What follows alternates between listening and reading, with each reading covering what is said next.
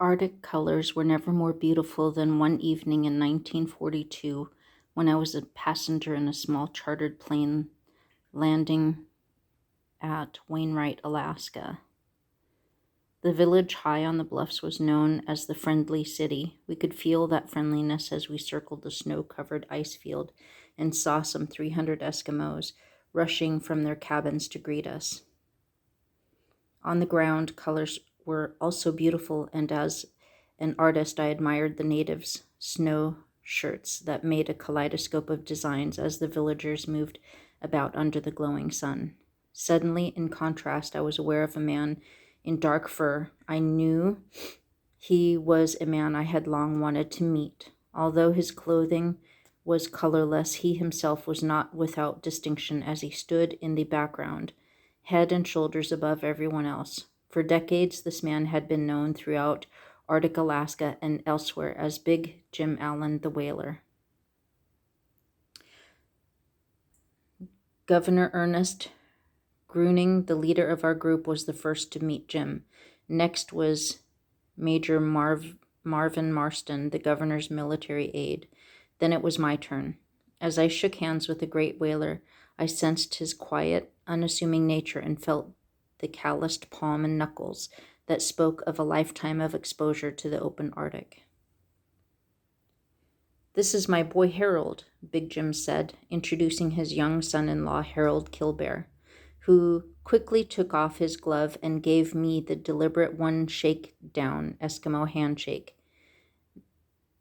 Then Harold jumped into action, gathering our luggage, loading it onto his sled, and heading his team to the settlement where the governor and major would enroll all Wainwright's able-bodied Eskimo men into the Alaska Territorial Guard. Governor Gruning was commander of the ATG, and Jim Allen would be named captain of the Wainwright detachment. My duty at this time was to paint a poster for the Fourth War Loan Drive that would feature the Guard. The idea for the poster was slow in coming, and things were vague in my mind until I met Big Jim. One look at him that evening in Wainwright simplified everything. I would do the poster using a group of 3 Alaskans. An Indian would represent the Indian Guardsmen. An Eskimo would represent the entire Arctic, and Big Jim in the ATG uniform would be the central figure.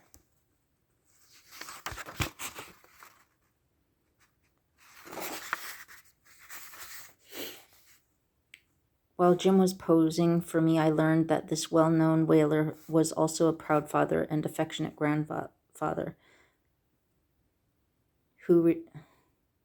a man who received in return both love and respect. That was when I came to know his daughter, Alice Kilbear, and 3 beautiful Kilbear children. Later, I was to meet his other daughter, Kate, a registered nurse in California. My friendship with Alice and Harold has continued ever since.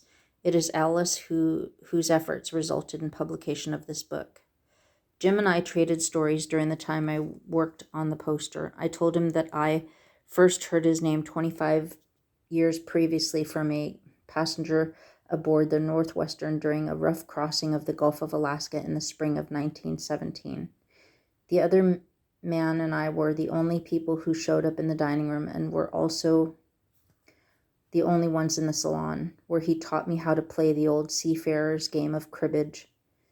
During a rough break in one of our games, after we both came up smiling, I asked the man his name. "Tilton, Captain Tilton," he said quietly. "I'm a whaling captain. Come on now, let's see if we can finish this game." A whaling captain? I had no more interest in cribbage. For days I pumped questions at him and listened with fascination as he told me about all the great whalers in the Arctic, including Jim Allen. When I told him this, Jim said, "Now, just a minute, let's get this straight. You said his name was Captain Tilton? Describe him." I told him the man was about my height, very heavy-set, and he looked like John Bunny, the movie actor. He had a large wart on the side of his face, and throughout the rough crossing he was always jovial. "Well, I'll be damned, you pegged him, and that wart helped to do it. But what gets me is that he called himself Captain Tilton." Well, of course he had to say that while traveling outside. Naturally, he wouldn't introduce himself as he's known up here as Bigfoot Tilton. You met Bigfoot Tilton, the best cribbage player that ever came into the Arctic. Yes, I whaled with Bigfoot and at times we were greatly at odds, but Bigfoot was a big man in all respects. And the year we were shipwrecked, he turned out to be a national hero. Before leaving the friendly city, it had been mostly friendly. I asked Jim if there was a chance of a New Englander, me, going whaling with him. Do you get seasick? Came his quick reply, followed with a seasick crew member can spoil a whaling season. I told him that Captain Tilton could testify that I didn't because of the way I took the rough sea when we were knocked about in the salon of the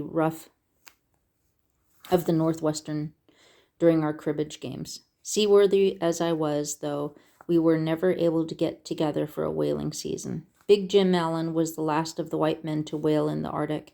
No one ever knew how many whales he brought in as life-sustaining food for the Eskimos.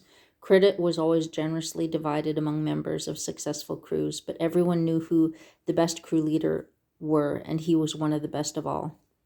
Big Jim's last whale weighed 46 tons. It kept the friendly city alive for one long winter.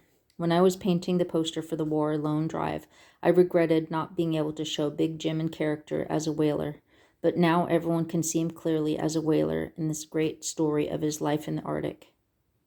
Rusty Hurlin, Esther, Alaska, 1978.